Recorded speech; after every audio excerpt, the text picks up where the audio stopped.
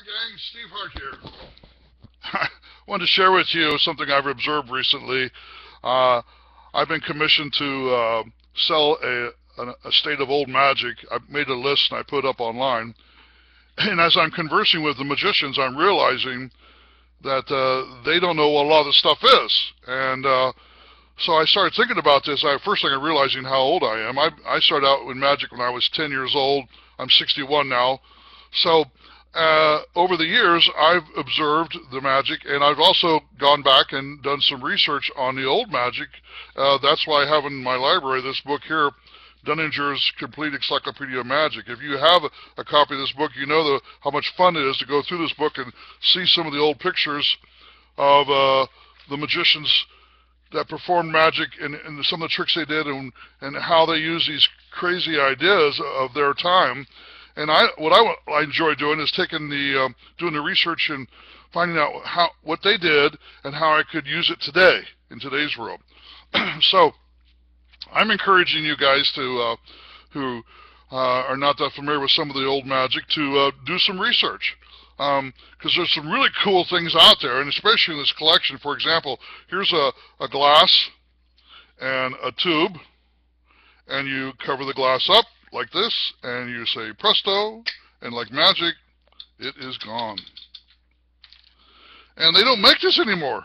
This is made out of spun aluminum. It's very rare, and it can be very valuable in your show. Here's another item here. This is, anybody know what this is?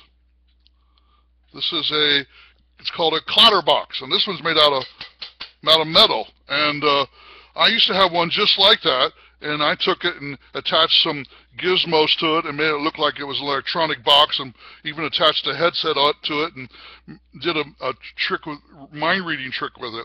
In fact, you can watch the video of me performing that on YouTube.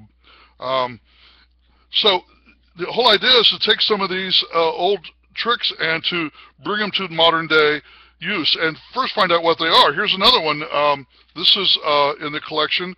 It was called Kiarect.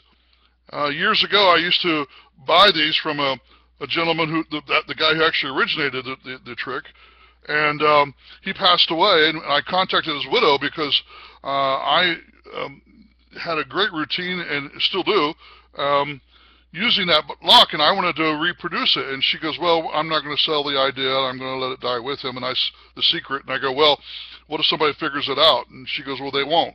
Well, I contacted another magician who's a locksmith, and together we did figure it out, and we were able to put it back out on the market, and it's called Correct Key now. The whole idea of this is to take something of the old and bring it to the modern day use. But you have to do some research. You got to do some studying and understand what this stuff is. So I put a link to the list I have down below here in the description box here on YouTube. Click on that link. Go take a look at some of the stuff that's out there on this list, and explore the magic world of some of the old magic. There are classic tricks out there, and the reason they're called classics is because there's a reason behind the way they were designed, the interaction of the audience, the routine, whatever it is. But if you can just take an old trick and come up with a new idea as to how to use it, the application, it creates value to your show and to your magic, and you're going to have more fun doing it too. So take a look at the list, and hope you're enjoying your magic. God bless.